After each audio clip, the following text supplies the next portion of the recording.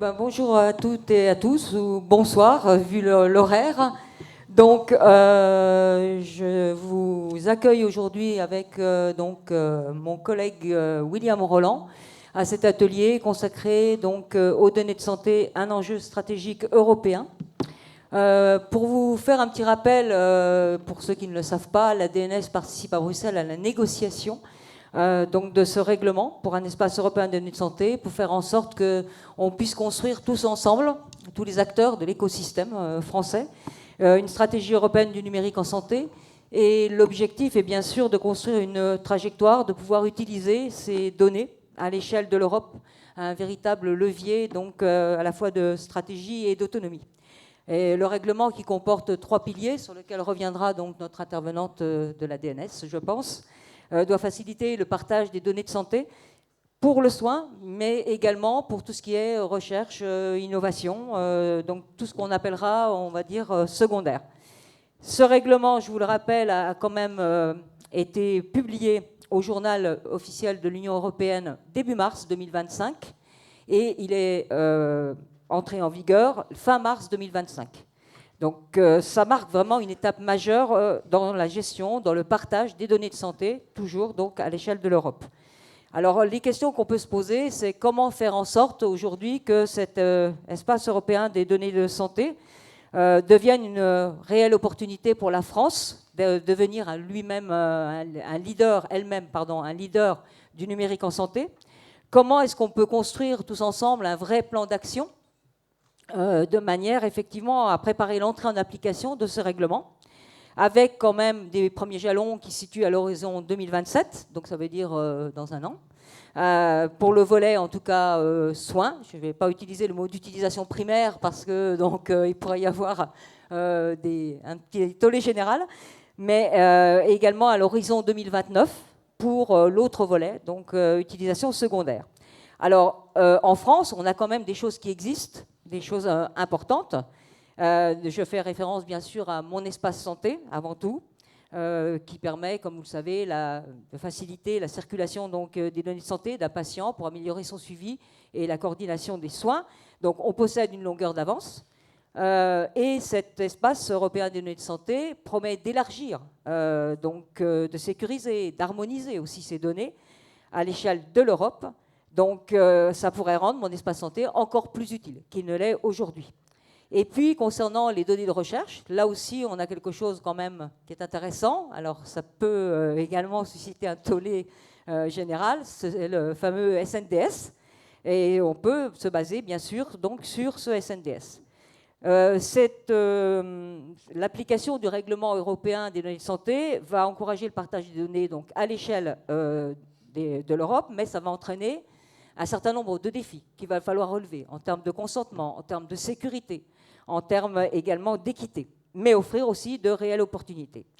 Alors, grâce à nos intervenants d'aujourd'hui, donc notre panel exceptionnel aujourd'hui de 6 intervenants, on va essayer de répondre à un certain nombre des questions que j'ai déjà posées, mais aussi quelles sont ces opportunités identifiées pour les acteurs, donc ça soit les industriels, nous avons aujourd'hui donc Abbott, que ce soit également les patients, nous avons un représentant de la Fédération française des diabétiques, que ce soit pour les startups, que ce soit pour tous les acteurs, les professionnels de santé bien évidemment, qu'il ne faut pas oublier. Et puis, quelles recommandations est-ce qu'on peut préconiser en fait pour faire de ce règlement européen des données de santé une réelle opportunité pour notre territoire? Donc, j'accueille aujourd'hui avec William Roland, d'une part Émilie Passemard, de la DNS, qui est responsable du pôle affaires réglementaires et européennes, Philippe Emery, qui est président d'Abbott France, le docteur Jean-François Thébault, qui est vice-président en charge du plaidoyer à la Fédération française des diabétiques, le docteur Amaury Martin, qui est Chief Growth and Innovation Officer à l'Institut Curie, le docteur Nemja Chami, qui est directrice médicale chez IQVIA, et Gilles Duluc, qui est directeur d'innovation au CHU de Bordeaux. Alors, tout d'abord, je vais me tourner vers vous, Émilie Passemard. Est-ce que vous pourriez nous rappeler, en quelques mots, en quoi consiste ce règlement européen de données de santé? Quels sont les grands objectifs en fait de ce règlement, surtout à l'échelle des 27 États membres, parce que aucun État membre n'est égal à l'autre en termes d'équité, en termes d'inclusion, voire de maturité numérique. Et concernant la France, enfin, pour faire de l'arrivée de ce règlement une réelle opportunité, quels sont les axes clés de réussite qu'on peut identifier ou qui ont pu être identifiés? Merci beaucoup. Bonsoir à tout le monde. Je suis ravie d'être là ce soir.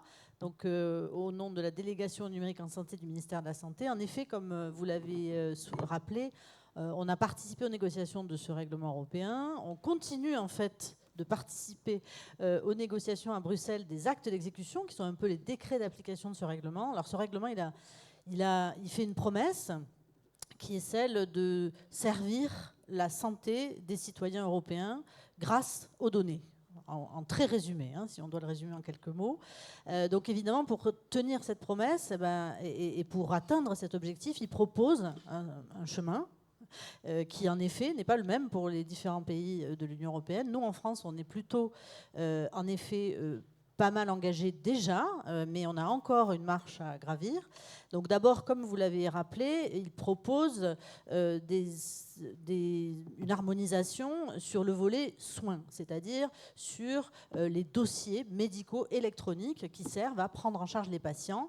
Il crée un format d'interopérabilité pour ces données, pour accélérer et permettre ce partage. C'est-à-dire que, très concrètement, un patient français qui sera en vacances en Allemagne et qui tombera malade, ira voir un médecin là-bas, eh bien, le médecin, dans le cadre de cette consultation, pourra demander, avec l'accord du patient, à consulter telle ou telle partie de son espace santé. Donc ça fait partie des promesses qui sont posées dans le règlement. Pour ce faire, le règlement, il amorce les débuts d'un marché unique des dossiers médico-électroniques et aussi, donc pas seulement des dossiers médico-électroniques en tant que tels, mais aussi, bien sûr, les dispositifs médicaux numériques qui s'y interconnectent, les systèmes d'intelligence artificielle et ou aussi les applications de bien-être. Donc il a un périmètre assez vaste. Donc ça, c'est pour le volet soins, que le règlement qualifie de usage primaire des données de santé, c'est-à-dire l'usage en vue du soin. Et puis sur le volet que le règlement appelle l'utilisation secondaire des données de santé, eh bien, c'est-à-dire la réutilisation des données non seulement pour la recherche médicale, mais aussi pour l'innovation, mais aussi pour l'élaboration de politiques publiques, pour la formation, bref, pour tout un certain nombre, en tout cas, de finalités d'usage secondaire qui sont encadrées. Eh bien, en gros, il propose un cadre unifié harmonisé à l'échelle des 27, qui permet à la fois de partager les données et des jeux de données dans les 27 États membres, donc d'avoir accès à un gisement de données plus important, et aussi selon des procédures cadrées, sécurisées, et avec des délais surtout qui vont jusqu'au dernier kilomètre, c'est-à-dire pour l'obtention effective des données, ce qui en France parfois est le kilomètre manquant. Voilà en quelques mots. Je pourrais en parler des heures, je vais m'arrêter là à ce stade, mais voilà. Je pense que oui. Mais donc pour essayer d'aller un petit peu plus loin, et comme je l'ai dit en introduction, on a de l'existant, c'est mon espace santé. Donc bien évidemment, je me tourne vers vous, Émilie Passemard toujours, mais aussi Philippe Emery. Donc le catalogue de services de mon espace santé, il a évolué pour une meilleure gestion, une meilleure sécurisation du parcours grâce à l'ouverture des échanges de données. Et là, bien évidemment, je fais référence à LivreView d'Abbot, sur lequel, bien sûr, vous allez revenir. C'est quand même la première solution certifiée, référencée, autorisée à échanger des données, que ce soit des documents, que ce soit des mesures en écriture avec mon espace santé. Donc avec l'arrivée de cette solution, on a franchi une nouvelle étape. C'est-à-dire que maintenant, on a un carnet de santé numérique où on peut verser par les professionnels de santé, bien sûr, des documents, mais aussi on peut l'enrichir par des données qui sont issues des patients eux-mêmes. Donc cette question vous concerne tous les deux, bien sûr. En quoi cette avancée, on peut la considérer comme majeure? Je pense qu'elle l'est, mais en quoi peut-on la considérer comme majeure? Et qu'est-ce que ça peut impliquer pour le futur, justement, par rapport à l'espace européen des données de santé? Si vous pouvez répondre à cette question. Je vous laisse commencer si vous voulez. Alors, je vais commencer et je vais essayer d'être très terre à terre et très illustratif. Donc, sur l'histoire, donc Abbott commercialise des capteurs de lecture en continu du glucose. J'en porte un sur mon bras. Ce capteur mesure chaque minute mon taux de glucose. Ça, c'est un secret médical. Excusez-moi, mon voisin est un peu... ce capteur donc, transmet automatiquement sur mon téléphone mon taux de glucose donc en temps réel. Les données sont cryptées, sécurisées. L'application, elle, envoie via le réseau GSM les données dans le cloud Abbott. Le cloud Abbott, LibreView, il est hébergé en France, crypté, sécurisé, HDS. Et il a donné lieu, dans le cadre de notre interopérabilité avec mon espace santé, 3 ans de travail, 3 ans de certification et d'évaluation, etc., etc. Les données que je vous ai montrées tout à l'heure, à partir du moment où le patient active mon espace santé, crée les liens de code, c'est très rapide et très facile. Les données que vous avez vues tout à l'heure sur mon téléphone sont automatiquement transmises de cloud à cloud et le patient retrouve ces valeurs dans mon espace santé. Ces valeurs, il y a le taux de glucose moyen, le GMI qui est l'équivalent de l'hémoglobine glyquée, et puis il y a un rapport tous les 15 jours qu'on appelle AGP avec le profil de glucose, plus tout un tas de nouveaux indicateurs qui ont été le fruit donc, de ce développement technologique des capteurs de mesure en continu du glucose et qui sont utilisés par tous les médecins. Et la beauté, c'est que quand le patient autorise et active la possibilité de partage des données de mon espace santé, eh bien, le médecin, le pharmacien, le médecin spécialiste, médecin généraliste, le pharmacien et tous les professionnels de santé qui ont un accès peuvent accéder à ces données via les logiciels professionnels. Tout ça pour vous dire que cette solution, d'une part, nous avons candidaté. Il y a plusieurs sociétés qui ont candidaté pour être pionniers de cette expérience et nous avons eu la chance d'être sélectionnés. Pourquoi ? Tout simplement parce qu'il y a un fondement médical qui est fort. Le diabète est une pathologie chronique qui touche 4 millions de personnes en France et c'est une pathologie qui nécessite une approche pluridisciplinaire. Le patient voit son médecin généraliste, son médecin spécialiste endocrinologue, parfois son médecin cardiologue, son neurologue. Il va faire ses tests au laboratoire, il voit son pharmacien chaque mois. Donc le diabète, si vous voulez, est une pathologie qui se prête particulièrement au partage de données et à l'intégration des données. Donc tout ça pour vous dire que quand on conçoit un projet, quand on construit un projet, il faut bien sûr que ça réponde à un besoin médical et que ça fasse sens et que ça couvre des besoins réels. Tout ça aussi pour dire que nous avons été innovants, nous avons essuyé beaucoup d'expériences.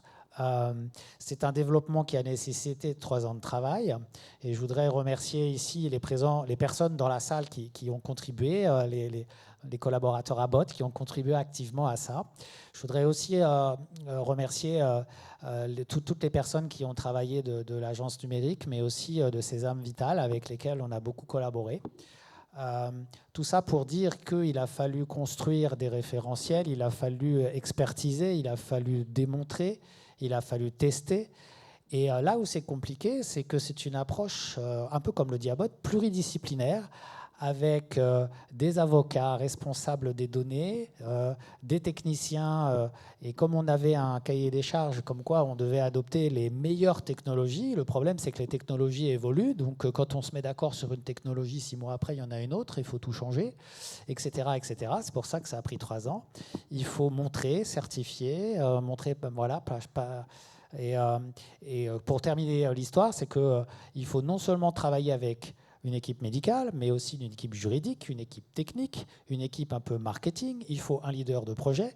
Tout ça fait que ce sont des projets qui demandent au sein des entreprises des nouveaux métiers, des nouvelles expertises. On parle sur un nouveau vocabulaire.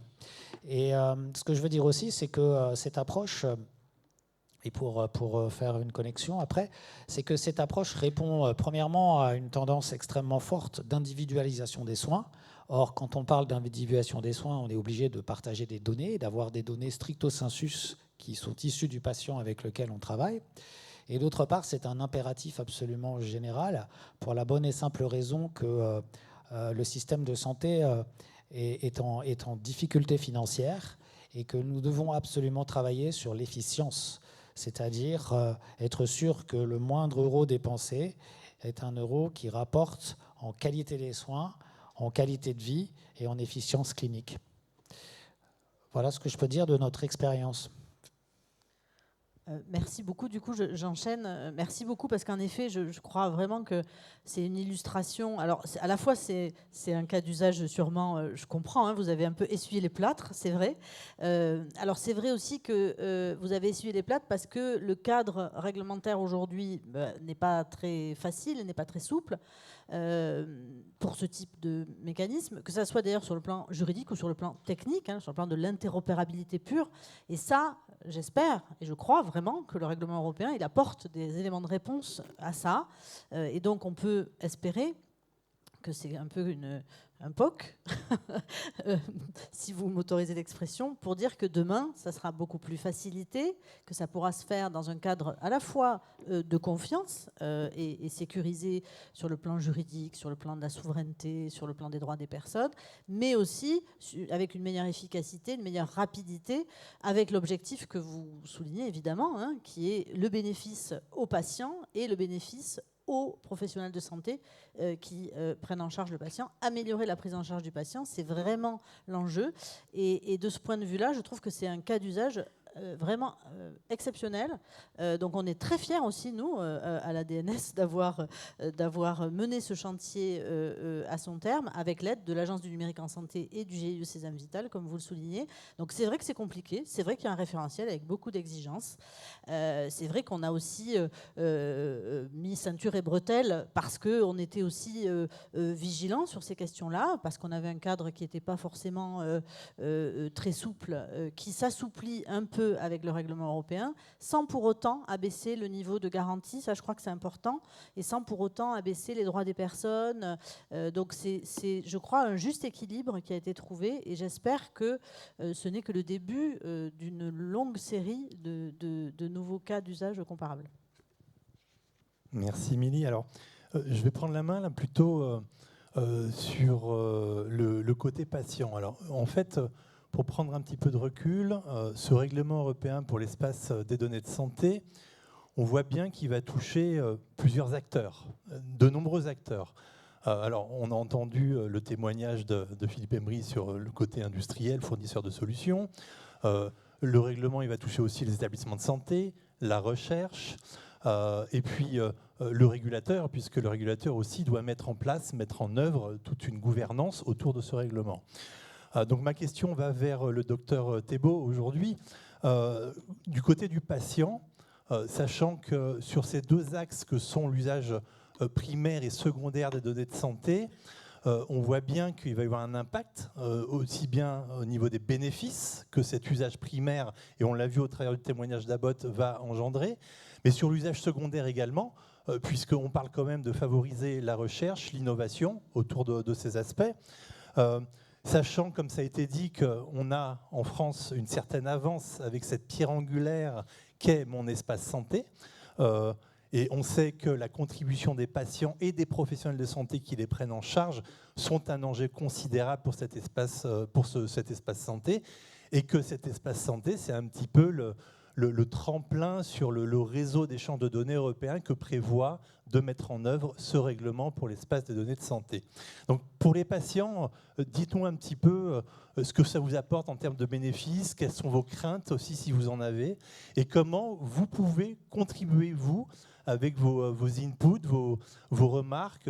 Et on voit bien que Abbott là, a créé un précédent en mettant en place cet échange de données qui est quand même remarquable. Quel est votre point de vue sur tous ces aspects Merci beaucoup d'avoir invité la Fédération française des diabétiques. Donc vous me connaissez, je n'ai pas la langue de bois et parfois je suis un petit peu poil à gratter. Ce que je regrette, parce que tout ce qui a été dit, c'est parfait. Le travail d'Abbott est parfait, le travail d'Annès est parfait. Mais on fait une grosse confusion là.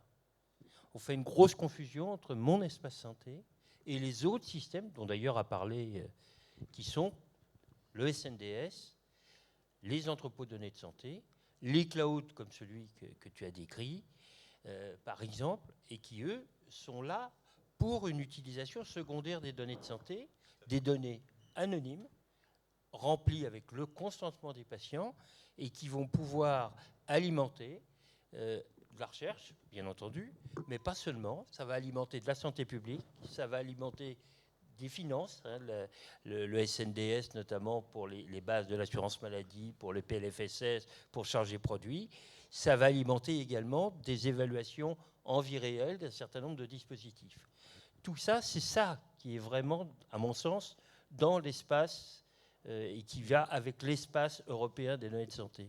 Quand on est dans mon espace santé, je vous donne point de vue de France Asso Santé, point de vue des usagers. Là, on est dans un contexte qui n'a rien à voir.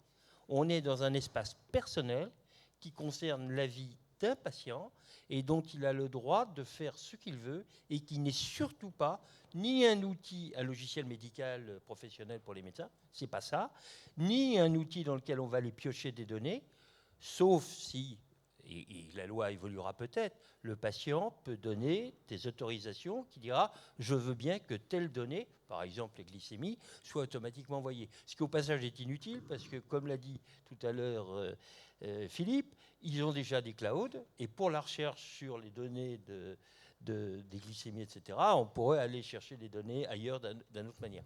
Mais donc, je crois qu'il ne faut pas confondre les deux notions. Et pour nous, l'espace européen des données de santé, alors, sauf pour des cas particuliers de patients transfrontaliers, hein, dans ces cas-là, il faut bien préserver les deux notions différentes. Mon espace santé doit être un espace réservé à l'usage exclusif d'un patient et de son équipe de soins, et éventuellement autre chose s'il le désire. Mais ça ne doit pas être versé dans l'espace européen des données de santé, comme pourraient être versés les entrepôts de données de santé, ou comme pourrait être utilisé, s'il y avait des accords, le SNDS, par les autres partenaires européens, quels qu'ils soient. Donc pour nous, la limite, elle est très claire. Mon espace de santé, c'est d'ailleurs, mon espace santé, ce n'est pas mon espace de soins, ça va plus loin.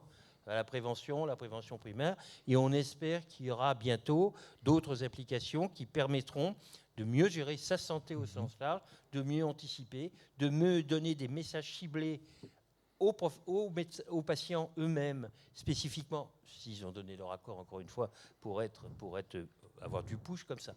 Mais je pense que c'est deux choses différentes. Ça ne veut pas dire que c'est contradictoire, mais ça veut dire que c'est deux espaces différents. Et nous, usagers, on va être extrêmement vigilants sur les règles de l'espace européen à propos de mon espace santé, sur le consentement, sur le respect de l'anonymat, sur un certain nombre de choses qui nous paraissent éthiquement absolument indispensables. D'accord.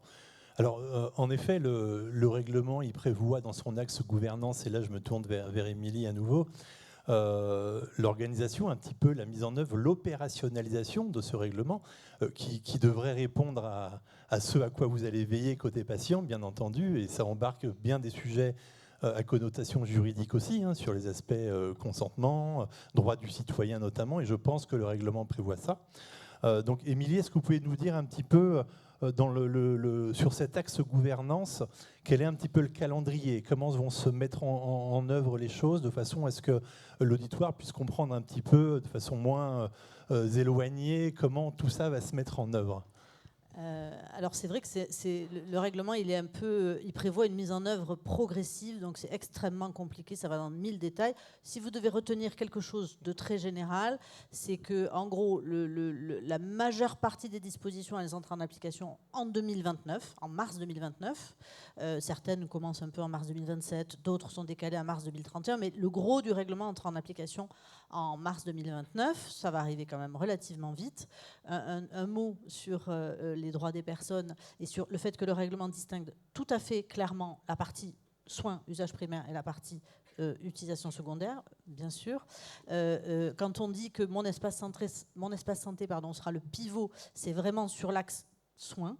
Le règlement, il prévoit aussi des obligations pour les États membres. Donc, il ne prévoit pas que la partie soins transfrontaliers. Il dit aussi, dans chaque État membre, vous devrez harmoniser les droits des patients, les droits des personnes sur mon espace santé, le droit de refuser le partage des données, le masquage, le blocage. Tout ce qu'on connaît aujourd'hui dans mon espace santé, grosso modo, c'est imposé maintenant dans tous les États membres. Donc ça, c'est quand même très positif. Donc pas de recul du tout arrière sur ça. Sur le volet secondaire, même chose. Un droit de refus aussi à l'utilisation des données. Une précision peut-être, il n'y a pas de versement des données dans un énorme espace qui serait commun et un gigantesque data lake européen. Absolument pas. C'est vraiment faciliter le partage pour des cas d'usage bien identifiés. Et si on se place sur la partie utilisation secondaire, c'est vraiment des cas d'usage avec un chercheur, avec un organisme public qui veut réutiliser des jeux de données et qui va s'adresser à un organisme ou plusieurs. Dans chaque État membre, il y aura une instance de gouvernance, une dédiée à l'utilisation secondaire et une à l'utilisation primaire. Dites le gros mot.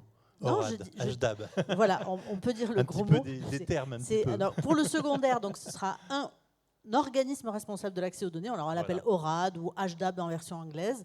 Donc, en France, la grande question, c'est de savoir qui ou quels seront ces organismes responsables de l'accès aux données, puisque aujourd'hui, sur la partie utilisation secondaire, là, je me positionne, il y a un peu la même chose sur le primaire, mais sur le primaire, c'est plus facile, on va dire.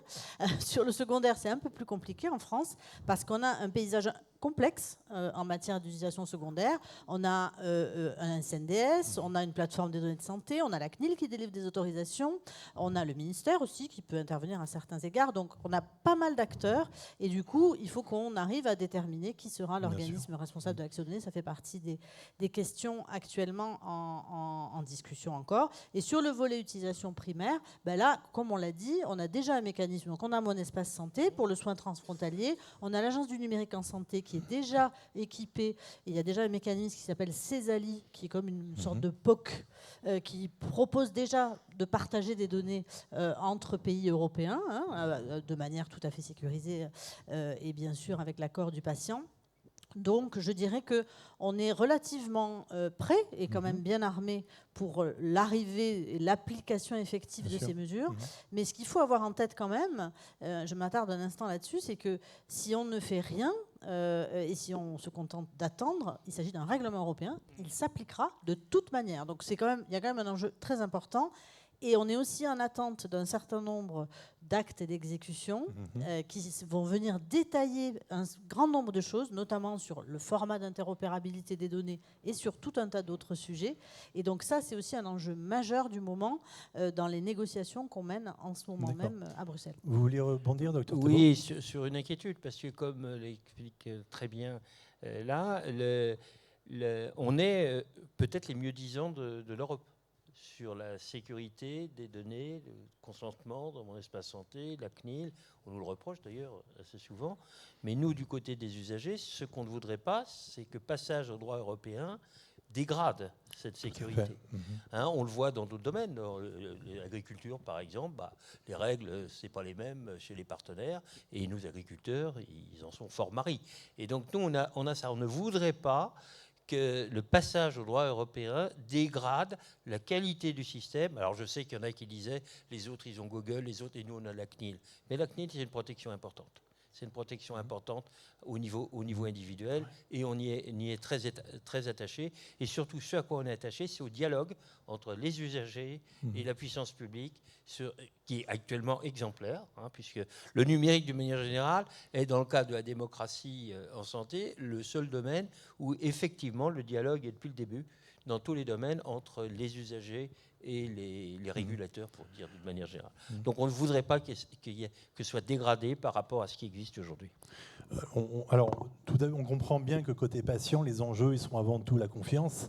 Et quand on parle de numérique en santé, et ça tire le fil sur le sujet de l'intelligence artificielle, le premier mot qui vient souvent du côté des patients, c'est cette confiance. Oui, mais ce n'est pas seulement la confiance, excusez-moi, c'est aussi que ça serve à quelque chose. Et l'exemple qu'a montré Philippe du travail qu'ils ont fait, c'est utile. Il y a non seulement de la confiance avec l'industriel, mais on l'avait déjà puisqu'on lui donne nos données. Et c'est lui qui les héberge. Et donc la confiance était déjà établie avec l'industriel, puisque les données, elles pourraient être que sur mon téléphone, mais on les transmet aussi. Donc il y a là, cette confiance. Mais il faut que ça serve Or là, on a une application qui est utile. Et donc, c'est ça, la recherche, c'est bien. On va pas du tout, on va en parler là maintenant. La recherche, c'est fondamental, c'est bien et tout. Mais dans l'usage individuel, il faut que ce soit utile aux patients et à l'équipe de soins. Et peut-être juste, pardon, je rebondis, je partage évidemment. Quand on parle de confiance, il y a en effet la confiance des patients, bien sûr, des utilisateurs, mais il y a aussi dans le mécanisme qui arrive avec l'espace européen de données de santé, la confiance aussi pour les détenteurs de données, parce que ils vont être obligés de remettre à disposition les données de santé qu'ils détiennent. Et donc là aussi, pour nous, il y a un enjeu. Il y a un enjeu de confiance générale, je dirais. Et ça, c'est aussi un aspect important du mécanisme. Donc, on n'est pas obligé de mettre en antagonisme la confiance des détenteurs de données de santé et la confiance des patients. Ouais. Nous, on espère qu'elles convergent sur beaucoup de choses, et notamment sur un sujet en ce moment qui est particulièrement important, qui est la souveraineté des données, la localisation. On parlait de cloud. Pour nous, c'est un sujet qui est majeur en termes et qui est embarqué dans le règlement. Confiance et de résilience des données de santé et des outils. Et alors, Émilie, pour faire la transition avec nos chers représentants d'établissements de santé, je rebondis sur cette notion de détenteur de données de santé. Est-ce qu'en synthèse, vous pouvez nous dire ce que sont ces détenteurs ? Ils ont ils revêtent plusieurs aspects. Plusieurs formes, en effet. Je dirais que nous, vous, tout le monde, là, aujourd'hui, ici, vraisemblablement, on est tous des détenteurs de données de santé, au sens du règlement. Évidemment, les entrepôts de données de santé, évidemment, les entreprises du numérique en santé au sens large, les fabricants de dispositifs médicaux, le ministère, les associations de patients, bref, tous ceux qui détiennent de la donnée de santé sont dans le périmètre du règlement et donc vont être soumis à cette nouvelle obligation de mise à disposition de données, pas n'importe comment, évidemment, dans un cadre sécurisé, avec des contrôles importants en termes d'autorisation d'accès à ces données. Merci, Émilie. Donc, on rebondit effectivement sur cette transition. Donc, avec vous, docteur Amaury Martin et docteur Nemeja Chami, tout d'abord. Gilles Duluc, on ne vous oublie pas. Donc, on a parlé d'utilisation primaire. Je me permets le terme, docteur Thiebaud. Je me permets le terme d'utilisation primaire. Donc, utilisation secondaire, recherche, innovation. Donc, depuis 2019, l'Institut Curie et IQVIA collaborent. Cette alliance stratégique a été renouvelée fin 2025 pour 3 ans. Est-ce que vous pouvez nous dire en quelques mots, nous rappeler en quoi cette alliance stratégique peut révolutionner les choses, notamment la prise en charge donc, des patients? En quelques mots, on est convaincu à l'Institut Curie qu'on est rentré dans une ère et de la médecine personnalisée en cancérologie, mais surtout de ce que nous, on qualifie de médecine adaptative. On a la chance d'avoir aujourd'hui un panel de molécules qui est extrêmement important, d'avoir des systèmes diagnostiques qui sont de plus en plus précis. Et donc, un patient, le côté personnalisé était déjà dans l'air du temps depuis un certain nombre d'années. On va évidemment essayer de donner les molécules les plus adaptées à la personne, mais même à une personne donnée, on rentre dans une phase maintenant, une nouvelle ère où on adapte le traitement avec un certain nombre de paramètres qui évoluent au cours de la prise en charge, et nous, dans notre cas, de métastases et de second cycle de traitement, etc., avec du coup beaucoup d'enjeux qui sont associés à ça et des liens très très étroits avec la recherche, parce que tout ça se nourrit au quotidien de données de recherche et c'est un aller-retour permanent. Et donc, il y a quelques années, on s'est posé la question en disant, mais dans le fond, derrière ça, qu'est-ce qui se cache? Et il se cache un enjeu majeur pour les patients, c'est l'accès le plus rapide possible aux différentes thérapeutiques. Parce qu'on n'en parle pas beaucoup, mais enfin, c'est quand même un sujet qui est en train de monter très fort en Europe, avec beaucoup de molécules qui sont en apparence disponibles, et en particulier qui sont autorisées à l'échelle européenne, mais pour autant qui ne sont pas effectivement disponibles dans nos établissements parce que pas remboursés, parce que dans des essais cliniques qui ne sont pas forcément ouverts. Donc on a un enjeu majeur d'accélérer l'accès réel à ces thérapeutiques. Et pour faire ça, on a besoin d'utiliser, alors je ne suis pas sûr d'avoir suivi exactement le débat sur les données primaires, secondaires, etc., mais l'utilisation, la réutilisation de données est un élément clé, puisque c'est sur cette base-là qu'on va pouvoir juger en conditions de vie réelles, donc sortie des essais cliniques, de l'efficacité, et de pouvoir convaincre non seulement le régulateur, mais convaincre le payeur à la fin de l'utilité d'une molécule. Et donc, la question, c'était comment on fait pour travailler avec qui. On a la chance à Curie, depuis 25 ans, d'avoir un entrepôt de données de santé où on a plus de 600 000 patients. Donc, on a une chance inouïe d'être assis, j'ai envie de dire, sur beaucoup de données extrêmement multimodales intégrées. Et donc, avec qui on peut travailler. Et donc, c'est assez naturellement qu'on s'est retourné vers IQVIA. Pourquoi IQVIA? C'est le leader mondial des essais cliniques, c'est le leader mondial de la réutilisation de données. Et donc nous, on avait envie de se projeter sur ces questions-là. Et donc on a commencé à travailler ensemble, on aura l'occasion d'en dire un peu plus. Mais en pratique, qu'est-ce que ça veut dire maintenant, 6 ans plus tard? Ça veut dire 16 études qui ont été ouvertes à la fois sur le poumon, sur le cancer, les cancers féminins, donc seins et gynécologiques, ovaires en particulier. Et ce qui est le plus important, c'est que c'est 13 publications scientifiques, dont une dernière qui a eu le prix du poster à l'ESMO, qui est le Congrès européen d'oncologie. Donc ça montre la puissance de ce qu'on est capable de faire. Et donc ce poster, c'est une étude clinique de BMS qui a validé les nouveaux protocoles de prise en charge dans certains cancers du poumon. Donc c'est du très concret, c'est de la réutilisation secondaire de données, et ça se fait à l'échelle européenne, puisque nous, modestement, on n'est qu'un centre parmi, je ne connais pas le nombre exact, donc ça sera dit par ma collègue, on n'est qu'un centre contributeur, certes le troisième, on a appris ça il n'y a pas très longtemps, donc on en est très heureux, mais au-delà de ça, c'est pour montrer qu'il y a déjà, avant même la mise en place de l'espace européen de données de santé, beaucoup de choses qui se font déjà à l'échelle européenne et qui ont un vrai sens pour les patients, parce qu'in fine, c'est ça qui compte pour nous, c'est la capacité de traduire en réalité ce qui se passe dans nos laboratoires, les découvertes qu'on peut faire, et réellement pour l'adaptation du traitement de nos patients. Et c'est vrai que cette collaboration, ce partenariat est une parfaite illustration de ce que peut être la mise en commun de deux expertises qui va dans le sens de la philosophie d'IQVIA, qui a toujours été de générer des données de vie réelle qui permettent d'améliorer la prise en charge du patient, qui permettent de montrer le parcours de soins et les points d'amélioration qu'on peut apporter à ce parcours. Et l'enjeu principal, comme souligné, c'est de permettre l'accès à l'innovation. Donc, c'était en toute logique et c'était naturel que ce partenariat se mette en place dans le cadre d'une démarche européenne également, donc d'IQVIA, puisque cette collaboration et ce partenariat se fait dans le cadre de l'Oncology Evidence Network, qui regroupe une quarantaine d'établissements de haut niveau, donc à l'échelle européenne. On a aujourd'hui 5 établissements donc, en France donc, qui font partie de ce network. Et c'est vrai que l'Institut Curie est dans le top 3, donc en termes, y compris en Europe, à l'échelle européenne. Donc en termes de cette capacité qu'on a donc, à générer des données, à avoir donc, ces 16 études qui ont été mises en place, ce nombre important de publications qui permet de faire la différence et de montrer l'importance des données de vie réelle, puisque ça fait partie intégrante de la vie d'un médicament.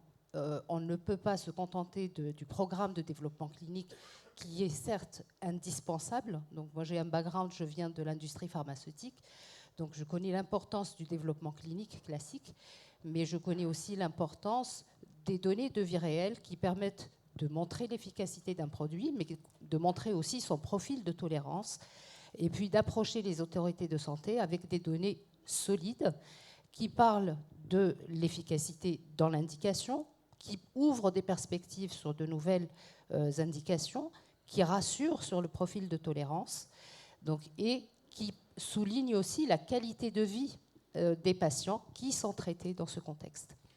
Et peut-être pour maintenant revenir sur faire le lien avec ce qu'on disait juste avant, enfin, tous ces éléments-là aujourd'hui sur l'espace européen de données de santé, si je l'essaye de le raccrocher à ce que nous on fait, il y a quand même un élément qu'il faut prendre en considération, c'est que c'est bien de partager des données, mais quelles données on partage et quelle qualité on va y mettre. Et donc le travail qu'on fait avec IQVIA, il y a aussi un élément qui explique le succès, c'est que c'est rémunéré, mais ça couvre nos coûts réels. C'est-à-dire que L'objectif n'est pas de faire de la marge. J'entends souvent dire les données sont une mine d'or. Alors moi, j'ai toujours pas vu la mine d'or. Je vois toujours le charbon, les wagonnets, ça s'écroule un peu de partout.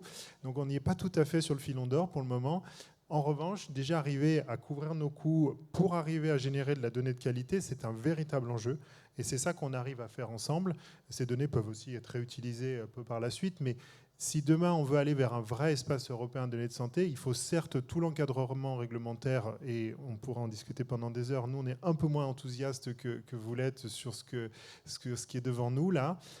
Mais d'abord, il y a quand même une question de qualité de la donnée qui est essentielle, et cette qualité, elle a un coût qu'on minimise très, très, très largement, et que finalement, vous pouvez vous dire, c'est peu d'études qu'on a menées ensemble. Oui, mais c'est des études qui systématiquement ont des hommes et des femmes derrière qui vérifient des données. Et pourquoi finalement on est peut-être monté sur la marge du top 3, c'est qu'en fait, on livre des données, en tout cas c'est les retours que vous nous faites, où il y a beaucoup moins de données qui ne servent à rien finalement, puisqu'elles ont été largement retravaillées en amont, sélectionnées, qualifiées, revalidées, et donc à partir de là, elles sont réellement exploitables, ce qui est quand même l'objectif qu'on doit mettre derrière. Mais ça a un coût énorme, et je dois le dire, sans par ailleurs tout le soutien qu'on a de nos donateurs à l'Institut Curie, nous serions dans l'incapacité de faire ce qu'on fait aujourd'hui. Je le dis très souvent, à l'Institut Curie, 1 jour sur 3, nos chercheurs ou nos médecins ne pourraient pas travailler si nous n'avions pas des donateurs. 1 jour sur 3. Je ne sais pas si tout le monde réalise ce que ça veut dire. Donc, voilà, aujourd'hui, on peut faire ce genre de sujet, mais malgré des soutiens industriels, malgré des soutiens de mécènes, on voit bien que derrière, il y a un coût. Et donc, c'est peut-être une de nos inquiétudes, c'est que ce cadre réglementaire, on a à peine digéré finalement la mise en place du RGPD, que dès le mois de mars, là, dans 2 mois, arrivent des réformes franco-françaises sur le SNDS avec des systèmes FIS qui commencent à nous inquiéter énormément parce qu'on ne sait pas du tout comment on va les intégrer dans nos façons de travailler. À horizon, alors j'entends que c'est plutôt 2029, mais on sait que dès 2027, il y a des choses qui arrivent. Je ne suis pas sûr qu'on ait bien intégré ce que ça veut dire, la mise en place de l'espace européen, où on va avoir l'obligation de transférer des données avec des grilles de coûts dont on ne sait pas vraiment sur lesquelles comment elles seront calculées. Enfin, on sait, mais est-ce qu'elles vont couvrir nos coûts? C'est un autre sujet.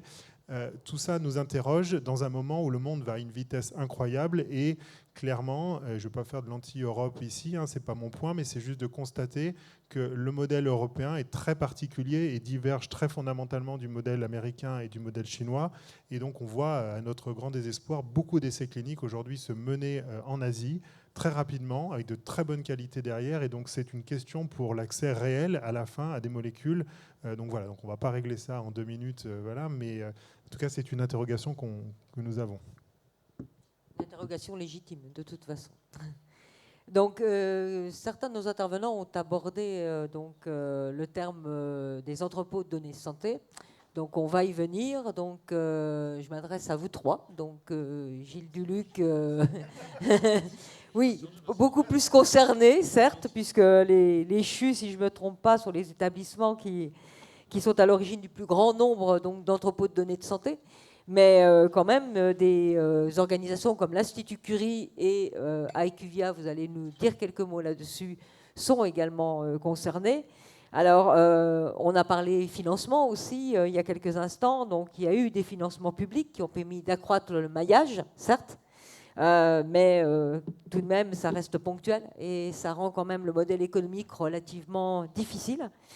Donc, au niveau du régime de ces entrepôts de données de santé, qui sont donc établis par la CNIL, à l'heure de ce règlement européen des données de santé, quelles évolutions vous attendez les uns et les autres, de manière à ce que les entrepôts de données de santé qui existent aujourd'hui puissent être, comme c'est indiqué dans le règlement, labellisés, donc détenteurs de données de confiance? Bon, merci d'avoir invité le CHU de Bordeaux, déjà. Je pense qu'il y a plein de sujets qu'on pourrait aborder. Qu'est-ce qu'on attend en fait pour être labellisé? Je pense qu'il y a quand même un point qui est très important, c'est qu'au-delà du modèle économique, dont en effet on pourrait encore parler pendant un bon moment, parce que c'est pas que les EDS, c'est toutes les équipes qu'il y a derrière, ça a été dit. Et toutes les équipes qu'il y a derrière, c'est les équipes soignantes, au sens large, médecins, soignants, profession paramédicale, mais c'est aussi toutes les équipes des directions numériques, des directions de la recherche et l'innovation, des directions des affaires juridiques, etc., du DPO, du RSSI. Peut-être qu'on en parlera tout à l'heure, mais c'est quand même tout ça qu'il faut, excusez-moi de le dire comme ça, financer. Et donc, rentrer dans ces coûts, c'est ça. Les CHU, enfin les établissements de santé, C'est un déficit de près de 3 milliards d'euros au niveau national aujourd'hui. Et ce n'est pas prêt de se résorber, puisque ça augmente, ce déficit. Il se creuse. Je crois que quand on fait des ordres de comparaison, si je peux me permettre de le faire, on a un marché mondial de l'IA qui est projeté en 2030 à plus de 300 milliards d'euros. Bon. Du coup, il faut choisir où on va mettre nos investissements, au niveau français en tout cas. Pour ce qu'on attend du règlement européen, moi, à titre institutionnel pour le CHU de Bordeaux, on attend une chose notamment du règlement européen. On aimerait que ce qu'on a commencé à essayer de mettre en place à l'échelle de l'établissement, ce qu'on essaie de mettre en place à l'échelle des territoires, puisque dans la mise en place le financement des entrepôts de données de santé, il y avait une dimension territoriale qui était très importante. On nous a amené, on nous a encouragé à structurer les entrepôts de données de santé à l'échelle territoriale. Il y a notamment un point qui est majeur, c'est la confiance, ça a été dit. Le fait de pouvoir garder un système qui est transparent, le rendre plus transparent qu'il ne l'est aujourd'hui, et surtout s'assurer qu'on maintient le lien de confiance et qu'on arrive à vraiment donner une information fiable en temps réel, presque, aux patients, aux usagers même du système. Et ça, typiquement, quand on voit les difficultés qu'on a à mettre en place des comités d'éthique au niveau local, au niveau territorial, avec des pratiques qui ne sont pas les mêmes, avec des compétences qui ne sont pas forcément disponibles partout sur le territoire, c'est des choses très concrètes du quotidien. Et bien, moi, je trouverais très intéressant qu'à l'échelle nationale, pour nous aider à identifier les bonnes structures qui pourront être détenteurs de données de santé de confiance demain, on arrive à discuter de ce principe européen de subsidiarité à l'échelle nationale, qui pourrait être très intéressant. Typiquement, pour être très concret, on a parlé de mon espace santé, mais je vais me parler à titre personnel en tant qu'usager et citoyen. Alors, mon espace santé, je trouve que c'est superbe, c'est en effet un usage individuel, c'est mon espace, mais je trouverais très intéressant que, par exemple, l'information patient sur les études en cours à l'échelle nationale, elle soit disponible dans mon espace santé. Je trouverais ça très intéressant. J'aimerais aussi que du coup, quand mes données sont utilisées, quand je ne me suis pas opposé à l'usage de mes données, j'aimerais trouver l'information quelque part. Je trouverais très intéressant que mon espace soit sur un accès à une autre plateforme, j'en sais rien, mais via mon espace, on puisse avoir typiquement ce genre d'usage, d'accès à l'information simple et automatisé. Et ça, aujourd'hui, ça peut paraître un simple exemple, mais c'est majeur. Parce que j'entendais sur la table ronde précédente qu'il n'y a pas beaucoup d'opposition dans les établissements. On a commencé à 5% d'opposition. On a beaucoup communiqué auprès des patients, dans les services, dans les salles d'attente, dans les consultations. Les médecins et les soignants font un travail spécifique d'information auprès des patients. En l'espace de 2 ans, on est monté à 8% d'opposition. Est-ce qu'on peut dire que les médecins et les soignants donnent une mauvaise information? Je ne suis pas sûr, au contraire. On sait qu'il y a un lien de confiance. Ce colloque singulier, il est très important. Mais pour autant, quand culturellement les citoyens et les usagers commencent à comprendre ce que c'est, peut-être qu'on se rend compte en fait que le niveau d'opposition n'est pas si bas que ça. Et ça, il faut le traiter aussi. Comment on le traite? C'est des personnes, des PO notamment, qui reçoivent l'opposition. Il faut réidentifier, il faut aller revenir à la donnée qui avait pu être intégrée dans l'entrepôt ou en dehors de l'entrepôt, et il faut l'effacer. Et ça demande un travail énorme. Parce que typiquement, au CHU de Bordeaux, 1500 médecins-chercheurs, on a un entrepôt de données de santé qui a 15 ans d'ancienneté également, des millions de données. On a un DPO. Voilà. Pour se rendre compte. Le DPO qui est le point de contact pour les patients et les usagers au quotidien quand même. Donc ça, c'est un point qui est très important. Donc moi, j'attendrai, pour répondre juste sur ce point-là, pour être labellisé, c'est qu'on ait une répartition des responsabilités et des charges, si je puis dire, organisationnelles, pour être très pragmatique, à l'échelle nationale, entre les différentes strates qu'on va avoir. Je sais que les discussions sont en cours sur un certain nombre de points, mais je pense que c'est ça qui fera qu'on sera plus opérationnel à l'échelle nationale pour être labellisé. Et puis que pour les autres qui ne seront pas labellisés détenteurs de confiance, qui vont quand même être sollicités, ils aient aussi un périmètre de responsabilité et d'action qui soit bien identifié, très concret. Et quand on est concret et bien ciblé, on est en général un peu plus efficace. Émilie, vous pouvez confirmer ce que... Oui, je peux confirmer. Merci beaucoup. On a déjà eu l'occasion d'échanger avec le CHU de Bordeaux en particulier, mais avec beaucoup d'autres acteurs. C'est vrai que je voudrais simplement peut-être rassurer et dire un mot sur la méthode qu'on adopte pour préparé l'arrivée de ce règlement, nous à la DNS, une méthode résolument collaborative. On a lancé une vaste concertation publique au printemps dernier. On a reçu beaucoup de contributions hyper intéressantes. On a consulté les citoyens. On a créé un comité citoyen spécifique sur ce sujet. On a énormément d'échanges, évidemment, avec les représentants des parties prenantes, des industriels, des patients, des professionnels de santé, des établissements, etc. Et là, très concrètement, il y a un certain nombre de groupes de travail qui ont été lancés sur différents sujets, dont celui-là. Et juste, donc évidemment, ils sont ouverts, donc vous pouvez vous inscrire. Je crois qu'il y aura un lien bientôt sur le site du ministère qui permettra de le faire, si je ne me trompe pas. Et surtout, voilà, on ne fait pas ça, nous, en chambre, en tout cas. Ça, c'est quand même un aspect très important. Il y a l'aspect coût qui a été évoqué. Ça aussi, ça fait partie, évidemment, c'est un peu le nerf de la guerre, c'est normal. Donc, évidemment, il y a un certain nombre de financements à prévoir, alors qui pourront être des financements publics, qui pourront venir de l'Union européenne, peut-être. Enfin, bref, toutes ces questions que vous évoquez, elles sont évidemment majeures. Elles sont évidemment conditions du succès de l'entrée en application de ce règlement. Nous, on est motivés, volontaires et positifs parce qu'il faut l'être et parce qu'on croit que c'est vraiment une opportunité. Après, évidemment, que c'est pas le monde des bisounours non plus et qu'il y a un certain nombre d'inquiétudes, de préoccupations et c'est bien légitime et on les entend parfaitement et on a besoin des acteurs du terrain pour pouvoir avancer, évidemment. Amaury, vous avez quelque chose à dire? Oui, je veux réagir sur un point qui n'a pas été mentionné ici, c'est aussi le modèle dans lequel on s'inscrit. Et là, je pense que la France, pour le coup, est en avance sur certains sujets, mais pose une vraie question, c'est qu'on a quand même une réflexion autour de ce qui a été mis en place, c'est-à-dire le Health Data Hub, donc un modèle très centralisé, voire centralisateur. Or, nous, notre vision est plutôt un modèle qui est beaucoup plus distribué, beaucoup plus un modèle fédéré, avec, dans le fond, cette logique des grands hôpitaux, que ce soit des CHU, des centres de lutte contre le cancer. D'ailleurs, même au sein de nos établissements, on a plusieurs EDS en général, parce que des fois, on a des EDS sur un projet particulier, qui, quelque part, on arrive à les cataloguer, à les faire dialoguer. Et l'enjeu, pour nous, n'est pas n'est pas le déplacement de la donnée dans une espèce de chimère où on devrait tout mettre, faire un peu écho à ce qui a été dit tout à l'heure, mais bien d'arriver à connecter ces différentes sources de données, à effectivement les cataloguer. Je prends souvent cet exemple-là. À Paris, vous avez des dizaines de bibliothèques municipales. C'est venu à l'idée de personne de dire il y a un seul endroit où vous pouvez prendre les livres et vous allez les emprunter. On a un catalogue dans tout ce qui est disponible dans les bibliothèques municipales de la mairie de Paris. Vous voyez si votre livre il y est dans les bibliothèques du 13e, du 14e ou du 15e et vous y allez. Et donc, à la limite, nous, c'est ça l'enjeu dans lequel on doit se projeter, c'est avoir un modèle qui permet d'indexer les données, de régler une bonne fois pour toutes les coûts d'acquisition, si je prends mon exemple de la bibliothèque. Et pour autant, c'est pas forcément celui qu'on voit venir en France, qui est quand même encore très marqué autour de la philosophie du Health Data Hub.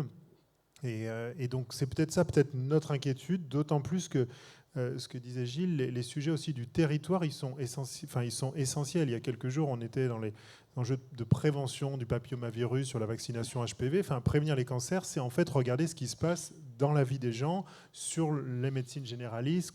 Comment on fait ce travail-là. Aujourd'hui, on ne peut pas le faire avec une vision nationale. On peut le faire sur des territoires donnés, avec du dialogue. Et donc, voilà, nous, c'est peut-être ce point-là où on aimerait demain se dire, ne regardons pas que le tout thérapeutique, tout centralisé, mais allons peut-être en amont, parce qu'il y en a plein de données qui nous montrent justement qu'on peut faire mieux à des coûts beaucoup plus faibles. Voilà. Mais ça sous-entend une vision peut-être un peu différente de celle qu'on a eue jusqu'à présent.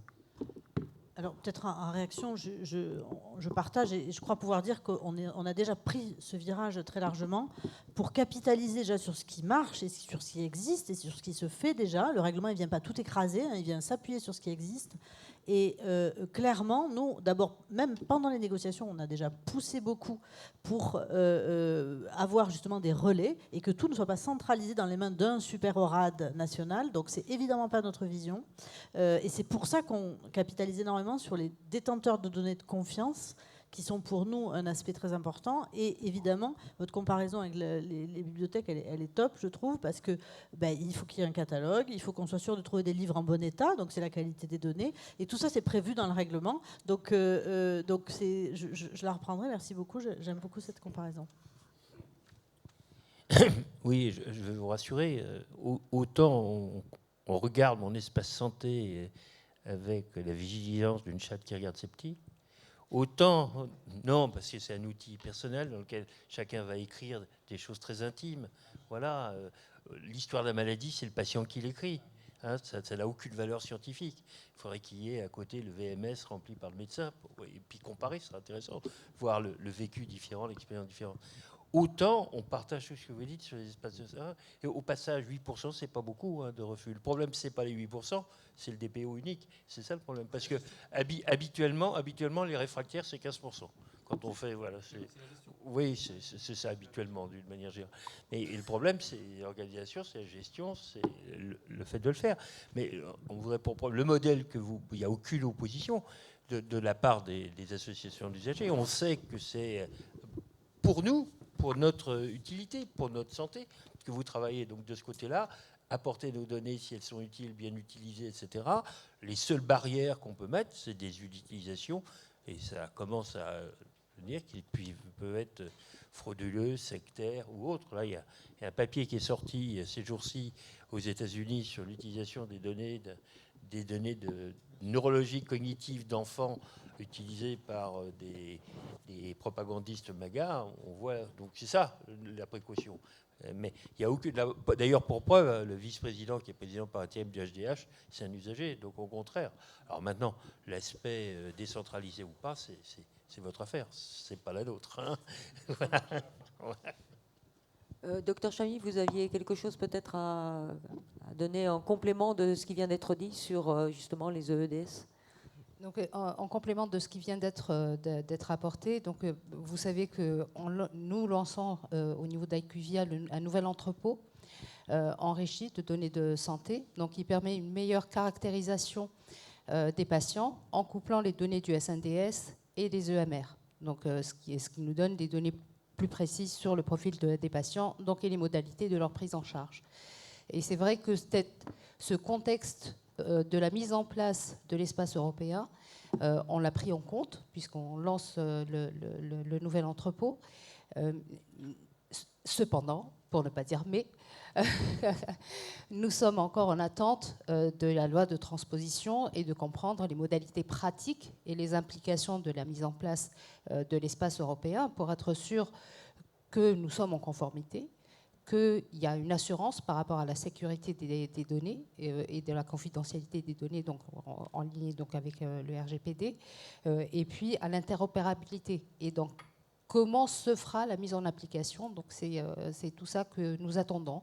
Donc, merci pour la clarté que vous avez apportée, et sans doute les prochains mois nous permettront d'avoir plus d'éléments pour enrichir la réflexion et puis se mettre en marche donc pour l'implémentation de l'espace européen. Merci. Alors, je vais revenir un petit peu sur les aspects qu'on a abordés, qu'Émilie nous a expliqués en introduction, à savoir l'usage secondaire des données. On sait que l'objectif est de servir la recherche, de servir les politiques publiques. En termes d'innovation, je me tourne vers vous, Philippe Emery. Cette massification des données, on sait par exemple que pour développer un dispositif médical, on a besoin de données. Et pour innover également, et d'ailleurs c'est ce que vous avez fait. Alors en termes, cette massification et cette qualité de la donnée, elle embarque aussi des problématiques techniques, éminemment techniques, qui doivent répondre à des critères d'interopérabilité par exemple. En fait, tout ça va contribuer à faire circuler cette donnée et à la rendre accessible. Le point de vue de l'entreprise qui conçoit et qui fabrique des dispositifs médicaux, cette massification et ce projet de partage à l'aune de ce règlement, est-ce que vous pensez que ça va vraiment servir, contribuer à mettre en avant la façon dont la R&D est menée, le sujet du dispositif médical qui parfois est assez incompris ou en tout cas pas assez mis en avant? Quel est votre point de vue de concepteur de solutions et fabricant de DM? Je pense que, pour reprendre un petit peu ce qui s'est dit, il y a trois problématiques. La première problématique, c'est la digital literacy, c'est-à-dire que c'est pas si simple pour la majorité des utilisateurs d'avoir un téléphone portable, d'utiliser une application, de donner ses droits, d'avoir une double identification. On voit, nous, dans les centres hospitaliers, que les infirmières sont complètement démunies. Elles n'ont pas de téléphone portable professionnel. La double identification, c'est parfois un casse-tête. Il n'y a pas de boîte mail qui passe forcément très très bien. Ce qu'on entend aussi, c'est que les infirmières passent plus de temps finalement à trafiquer le téléphone du patient quand le patient veut bien qu'à donner des soins. Donc il y a un problème de métier, il y a un problème d'adaptation. Le deuxième point, c'est les données. Donc au niveau européen, un industriel ne peut pas se permettre de développer un produit spécifique pour la France, puis un produit spécifique pour l'Italie, puis pour l'Espagne, puis pour l'Allemagne, etc. Donc il faut absolument que les décrets soient uniformisés pour qu'une solution qui fonctionne en France puisse être translatée directement dans un autre pays européen. Sinon, les coûts sont extraordinairement élevés. On reparlait encore une fois de modèle économique. Et là, je touche du doigt à un autre problème, c'est qu'au jour d'aujourd'hui, les dispositifs médicaux sont soumis à des taxes, sont soumis à des baisses de prix unilatérales, sont soumis à des clauses de sauvegarde, sont soumis à des déremboursements. Donc quand vous mettez un projet comme ça pendant 3 ans avec des équipes dédiées, avec des budgets dédiés, etc., et que votre univers économique s'effrite, eh bien ça fait un peu réfléchir. Excuse-moi, ça vous a servi pour pouvoir faire la même chose ailleurs ? Ce que vous avez fait en France sur... Alors on a dit que c'était une révolution et je confirme, c'est exceptionnel, c'est unique au monde. Si on a construit cela, c'est tout simplement parce que mon espace santé, en théorie, ça s'adresse à tous les assurés français. Du coup, je sais qu'il y a à peu près 23 ou 24 millions de personnes qui ont activé mon espace santé. Et donc, c'est vrai que d'avoir un dispositif médical qui est interfacé avec 24 millions de personnes, c'est unique au monde, absolument unique au monde. Je crois qu'on n'est pas suffisamment fiers. En fait, on ne sait pas vendre vraiment notre savoir-faire. Hein. Donc, vous êtes d'accord pour dire que, en fait... Et le troisième point, quand j'entendais, vous avez comparé avec les bibliothèques. Et moi, je compare avec le système bancaire en permanence. C'est qu'au jour d'aujourd'hui, le système bancaire a des décennies d'avance. C'est quand même assez hallucinant. Vous allez dans n'importe quel magasin dans le monde, vous passez votre téléphone portable, une application, et vous êtes débité en 3 jours. Vous avez la possibilité d'envoyer à vos copains quelques euros de manière instantanée, virement instantané. J'espère que ça sera possible pour des données de santé avec autant de facilité, autant d'interopérabilité. Je pense que c'est un souhait. Donc on est d'accord pour dire qu'à la fois ce type de cadre réglementaire européen nécessite une uniformisation pour éviter de faire entre guillemets du tailor-made par pays pour un concepteur de solution, que ça représente des opportunités fantastiques pour le système de soins et les patients notamment, mais je crois savoir que c'est quand même pas un long chose tranquille, vous l'avez dit, 3 ans de développement sur des aspects éminemment techniques, très fonctionnels. Pour les entreprises de la medtech et de la biotech, est-ce que vous pensez que ces règlements qui sont pluridisciplinaires, on l'a dit en introduction, un peu de réglementaire, un peu de juridique, un peu d'opérationnel, un peu de technique, sont une opportunité pour les entreprises qui conçoivent les solutions ? Ce n'est pas une opportunité, c'est une obligation. Comme je l'ai dit en introduction, c'est qu'aujourd'hui, nous sommes contraints et nous avons l'obligation, d'une part, d'avoir des traitements individualisés.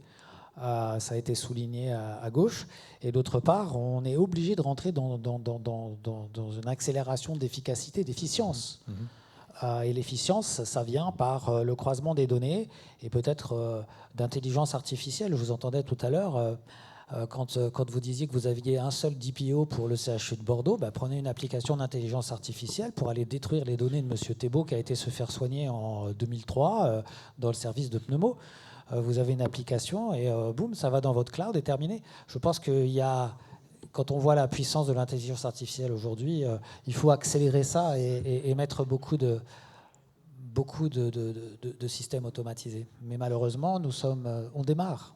Dans 20 ans, je pense que ce sera autre chose. Monsieur Duluc, vous vouliez rebondir un petit peu sur les propos Oui. Bon, je pense que si en France, on avait la capacité de mettre une IA à la place d'un DPO... en un claquement de doigts, ça se saurait. Je pense je ne sais pas quel établissement a pu le faire jusqu'à présent, peut-être chez vous, mais pas chez nous en tout cas. Et je pense qu'il y a quand même un point qui est important, c'est qu'on a parlé d'obligation. On a parlé de demain, quand le RAD demandera, vous mettez à disposition les données. c'est pas une obligation. C'est une obligation de donner un accès aux données. Sur Pas demande. forcément un transfert. Ça peut être dans un environnement sécurisé, au sein de l'établissement. Et je voudrais quand même revenir sur un point, c'est que le règlement européen, de ce point de vue-là, fait changer radicalement, en tout cas pour les CHU, pour le CHU de Bordeaux, je parlais que pour le CHU de Bordeaux, à la lecture du règlement européen, il y a quand même un petit changement de culture. C'est-à-dire que là où on est encore dans un mode projet, c'était dit tout à l'heure, on a une solution qui arrive, on a un projet avec des données qui nous sont demandées par des partenaires académiques, institutionnels, privés, industriels. On a des partenaires qui viennent nous proposer des solutions d'IA. On est en mode projet. On test and learn, on expérimente. Là, le règlement européen nous fait passer dans une dimension tout autre, c'est une dimension service. C'est-à-dire qu'il faut industrialiser la réponse à la demande. Et ça, je suis désolé de revenir là-dessus, mais c'est quand même un point qui est majeur. C'est qu'on n'est pas prêt. On a jusqu'en 2029 pour le faire, donc on y travaille. Mais je pense qu'il ne faut pas minimiser la capacité nationale que l'on aura, collective, à répondre aux demandes. Parce que sinon, la difficulté qu'on va avoir, c'est que les demandes vont arriver. Elles sont déjà là, hein, je vous rassure. Au CHU de Bordeaux, on a plus de 500 études en cours sur l'entrepôt, donc je pense qu'on peut dire qu'on en fait. Et pas mal de publications aussi. Mais les demandes vont forcément être beaucoup plus importantes, et il va falloir qu'on soit capable de répondre dans les délais. 8 mois, c'est ça, il me semble. 8 mois, c'est le délai de base, mais il y a moyen de prolonger C'est en ça. cas de difficulté concrète. Et du coup, voilà, non, mais quand même. je pense que c'est pour ça que c'est important. On est quand même sur moins d'une année. Là, aujourd'hui, parfois, notamment sur les enjeux autour de l'accès à l'ESNDS, on sait qu'on peut vite dériver sur 18 mois. Et donc, du coup, il y a quand même un enjeu majeur là. Donc, oui, l'IA est une solution sans doute à un certain nombre de points. Je pense que le règlement européen est avant tout, nous amène à, va un peu acutiser un enjeu d'organisation et de capacité opérationnelle dans les établissements. Et ça, il ne faut pas le minimiser. Je trouve que le règlement européen apporte plein de choses. C'est un texte que je trouve plutôt bien, positif. Il donne une cohérence sectorielle aussi à la santé. Je pense que c'était important. Mais derrière, sur les 20 dernières années, si on calcule, je crois qu'on doit avoir une quinzaine de règlements qui sont sortis. Et en même temps, il y a l'IA Act, le Data Governance Act, il y a le Data Act, il y a le RGPD qui est toujours là, etc. Et je pourrais les aligner comme ça. Et ça, c'est des choses qu'il faut avoir le temps de digérer et le temps de former les gens, les professionnels, à la mise en capacité de nos services pour répondre. Et c'est pas qu'on veut pas, c'est que je pense qu'il faut surtout pas louper ça, parce que sinon on aura des difficultés à mettre en œuvre le règlement européen et on risque de casser la confiance initiale.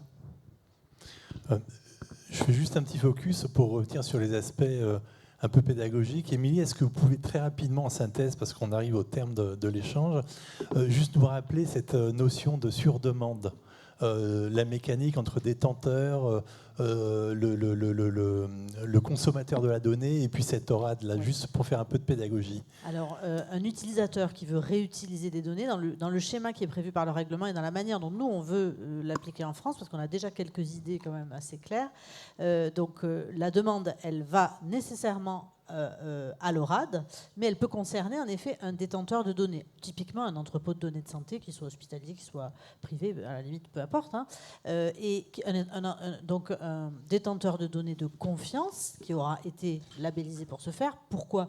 Parce qu'il a un comité local d'éthique, parce qu'il a déjà un environnement de traitement sécurisé, parce qu'il est déjà habitué à traiter ce genre de demande, et il va faire un pré-traitement de cette demande. La demande, ça ressemble un peu à ce qu'on connaît aujourd'hui en France.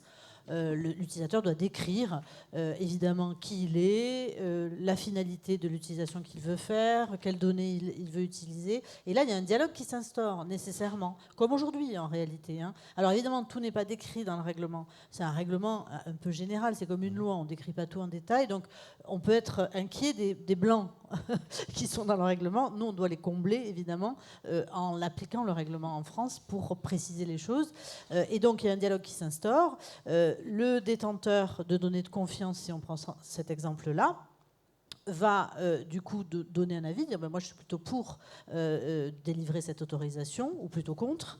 Et nous on voit un mécanisme dans lequel l'ORAD, s'il veut aller contre l'avis des détenteurs de données de confiance, ben, nécessairement ça va induire une procédure un peu compliquée. La philosophie étant qu'ils suivent l'avis du détenteur de données de confiance. C'est pour ça, pour éviter l'engorgement justement d'un truc national qui ne ne fluidifierait pas du tout l'accès aux données.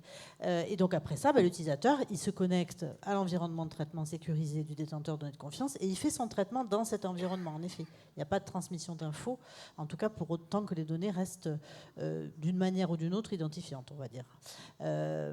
Et ensuite, une fois que l'utilisateur a terminé, il doit publier son résultat aussi, c'est-à-dire il doit informer le détenteur de données de confiance et l'aura des résultats qu'il a ainsi pu obtenir. Il y a aussi une grande transparence sur l'après, qui aujourd'hui fait aussi un peu défaut, vraisemblablement en tout cas en France, et c'est une information qui est notamment destinée aux citoyens. Et vous évoquiez tout à l'heure, j'en profite, l'idée que mon espace santé pourrait être le lieu d'information et de pédagogie vis-à-vis du citoyen. Alors, à titre personnel, je trouve évidemment que c'est absolument vers ça qu'il faut aller. Ça implique un certain nombre d'évolutions, donc c'est dans les discussions. Mais clairement, en tout cas, nous, notre volonté, c'est que pour le citoyen, l'information soit facile et soit en un seul endroit, qu'il n'ait pas 50 000 questions à se poser, quitte à fédérer des portails de transparence qui peuvent exister déjà par ailleurs, mis en place par certains entrepôts, par exemple. Merci Émilie, il y a des explications, des éclairages un peu plus concrets. Dans l'esprit de beaucoup, ce règlement est encore un peu abstrait. Et voilà, donc on a bien compris la situation dans laquelle nous sommes, un petit peu entre la parution de ce règlement, l'analyse des impacts qui vont arriver, des actes d'exécution, et puis après une phase opérationnelle. Et c'est là en fait que tout l'enjeu se joue, pour tous les acteurs embarqués, on les a cités. Est-ce que vous vouliez rajouter des éléments, peut-être Moi, je voulais juste rajouter un élément, c'est qu'il y a un cadre européen très bien, mais il y a quand même la vision française qui est derrière et qui clairement manque d'un pragmatisme économique. Je le dis ici, si demain, tu citais ce chiffre, on ne pouvait plus être en déficit dans les hôpitaux 3 milliards, tout ce qu'on est en train de se dire, ça s'arrête immédiatement. Donc, parce que le soin passera en premier, donc tout le reste sera mis de côté. Et donc, il y a un moment donné, voilà, c'est pour ça que nous, on travaille avec quelques entreprises, on essaie de faire peut-être moins, mais bien, mais tout ça a un coût de plus en plus important, et malheureusement, c'est pas ça qui est pris en considération dans beaucoup des échanges qu'on a, où finalement on construit des belles choses théoriques, mais la réalité n'est pas du tout celle-là. Elle tient sur du déficit, elle tient sur en réalité des choses pas bien faites. Et mieux vaudrait faire moins, bien financé. Et vous posiez la question aussi du modèle économique. À l'Institut Curie, on a 32 spin-offs, start-up, même certaines des très grosses. Abivax, c'est une des spin-offs de Curie. Donc on est très content. Mais on voit très bien aussi la réalité économique de ces entreprises qui, en fait, ne peuvent pas tirer plein bénéfice de se dire je suis une spin-off d'un grand institut et je vais d'abord tester mes dispositifs dans l'hôpital qui m'a fait naître quelque part, ou le centre de recherche, et qui vont chercher ça ailleurs. Et ça, c'est quand même assez dramatique. Mais c'est notre réalité aujourd'hui. Donc peut-être arrivons à reprendre cette logique d'une cohérence entre tout ça, puisque pour que l'argent qu'on investit de manière publique puisse aussi bénéficier à un secteur privé qui demain peut réinvestir chez nous. Voilà, c'est peut-être l'appel que je fais ici. Et encore une fois, ça, c'est une vision très française. Dans d'autres endroits, ces questions ne se posent pas. Il y a d'abord un pragmatisme économique et on s'adapte après au cadre européen. Mais nous, c'est peut-être des fois un peu trop à l'envers. Merci. Mais écoutez, il est temps de conclure. En fait, ce règlement, on considère quand même que c'est une opportunité pour tous les acteurs que vous êtes ici présents. Il permet aussi de consolider ce que la France a mis en place depuis maintenant 2019. La première feuille de route, les doctrines techniques, les cadres, les référentiels. Et tout ça, alors ça embarque aussi des problématiques d'éthique, de souveraineté. Donc ça embarque aussi des sujets un petit peu plus politiques, stratégiques pour l'Europe. Si vous aviez chacun d'entre vous un souhait à formuler pour la bonne réussite de ce règlement et son opérationnalisation, avec chacun votre contexte, quel serait-il ? Je commence par les établissements de santé. Je veux dire, je vais être très pragmatique, une déclinaison du règlement, enfin une conséquence du règlement européen intéressante à l'échelle nationale pourrait être un fonds permettant d'accompagner la transformation des établissements pour tout un tas d'actions qui sont non visibles, mais qui sont fondamentales pour pouvoir être dans des bonnes dispositions pour mettre en œuvre le règlement. Voilà, une sorte de ligne financière dans le budget national. Je ne sais pas comment dire autrement. Les experts de la donnée de santé. Alors, je dirais que je vais reprendre ce que vous avez dit. C'est une opportunité. Cet espace européen est une opportunité. Si on met en place tous les éléments pour accompagner l'implémentation. Et si on embarque dans la construction de cette implémentation les différents acteurs qui seront amenés à le mettre en application.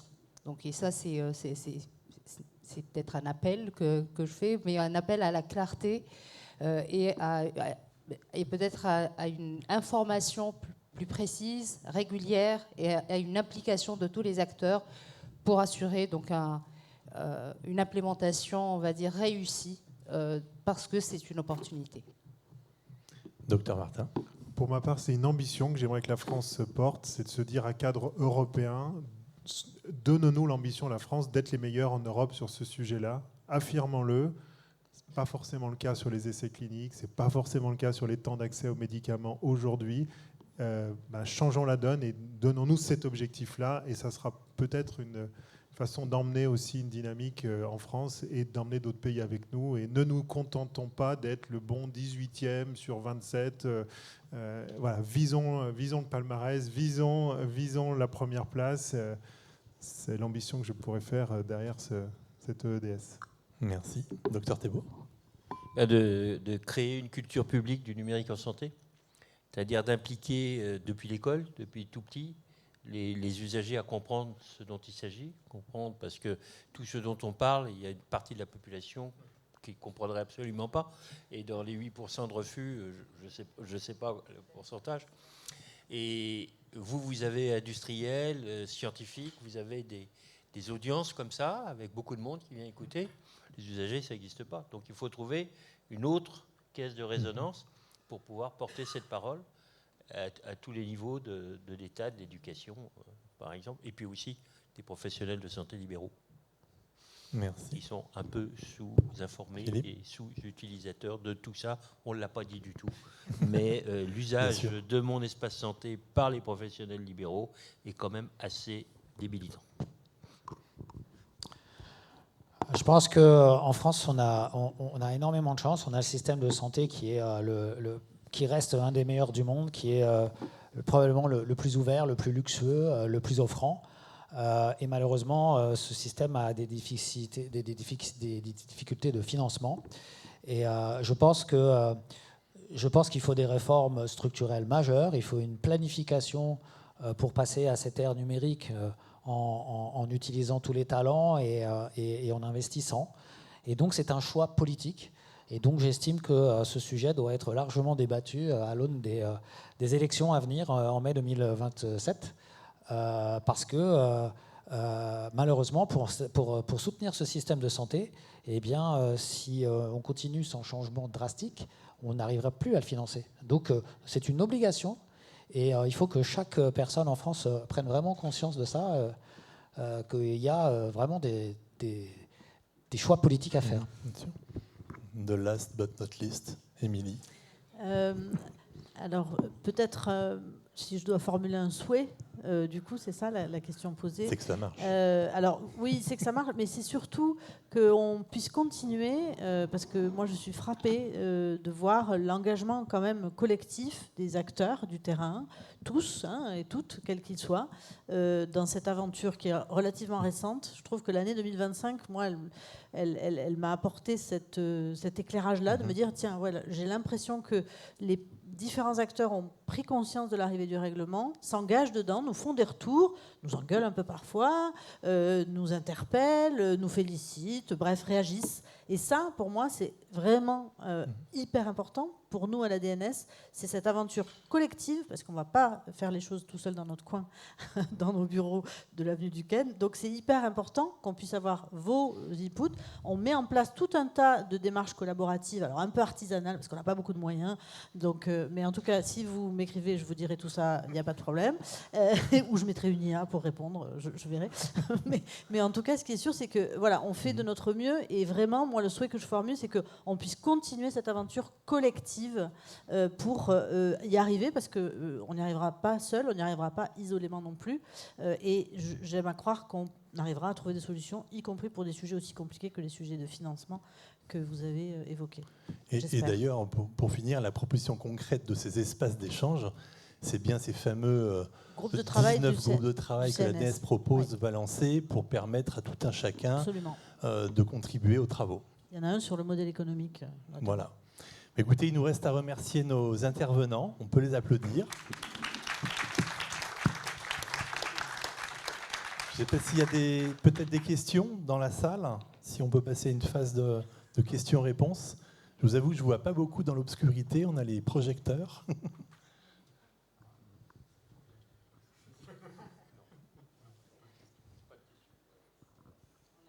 Pas de questions?